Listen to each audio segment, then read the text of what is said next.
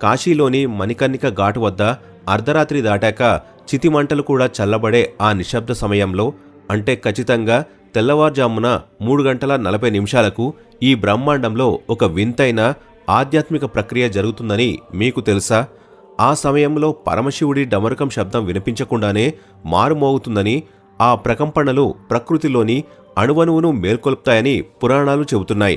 చాలామంది విజయవంతమైన వ్యక్తులు ఉదయాన్నే 4 గంటలకు నిద్రలేవాలని చెబుతారు. కానీ లేచిన తర్వాత ఆ మొదటి 3 నిమిషాల్లో మన శరీరంలోని శివశక్తిని ఎలా యాక్టివేట్ చేయాలో ఎవరూ వివరించరు.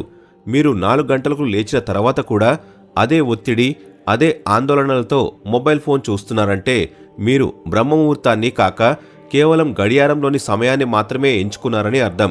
కాశీలోని ఆ రహస్య గ్రంథంలో ప్రస్తావించిన 21 బ్రహ్మముహూర్త రహస్యాలు మరియు ఆ లాస్ట్ ఫార్ములా గనుక మీరు తెలుసుకోగలిగితే